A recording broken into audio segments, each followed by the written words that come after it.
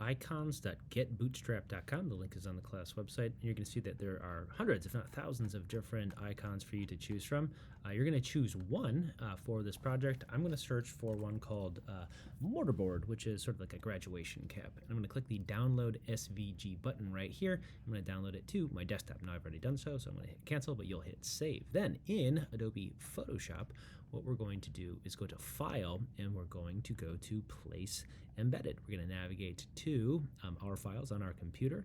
We're going to go to our desktop right here, choose mortarboard.svg, which is a scalable vector graphic, and click Place. You see that it's super small, but if I press the button right here, I can make it much larger. So I'm going to click the corner. I'm going to hold Option as well, so I can make it grow from the middle outward like so. And what we're going to do is we're going to add a gradient to the background, but then what we're going to do is we're going to switch things up, and we're going to create a gradient version of this icon. So I'm going to click on my background here. I'm going to create a new layer, and I'm going to look through my various gradient tool options. So down right in here, you'll see that when I choose the gradient tool, which is keyboard shortcut G in order to get the tool grouping, and choose the gradient tool. Up in my options panel right here, you'll see that I have a bunch of different options. With basics, it's my foreground and background color, which you'll see right here.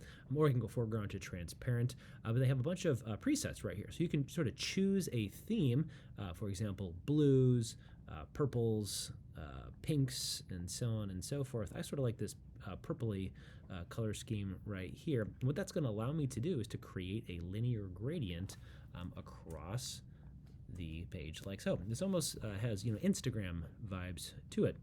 And now I don't like the black icon right there. So what I can do is I could click on my mortarboard, go to FX, and I could add a color overlay. So the color overlay that I want to choose for this is going to be white. Dealing with the concept of transparency, though, I may choose to lower the opacity from 100 down to 50%. So now you can see that it's not so stark. It is a little bit of a softer look, a softer effect.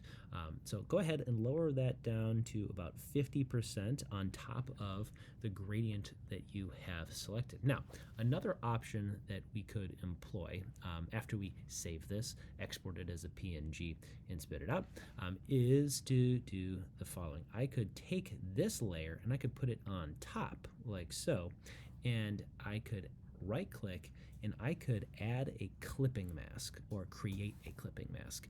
And what a clipping mask does is it makes it so your pixels are only visible on the pixels beneath. So in order to make that work, I'm going to have to turn off the color overlay right here, which I've done by clicking the eyeball on the effect, and I can increase my opacity to 100%. Now what you'll notice is that this gradient doesn't necessarily have the same effect because I don't see the full spectrum of colors based on where they were. If I right click and I release this clipping mask, you'll see that the cool yellows are all the way up in the top corner, and the blues are sort of down in the bottom right corner and not spaced such that they're going to be on top of my icon right in here. Sort of get this limited color spectrum. So what I could do in this situation is redraw my gradient like so.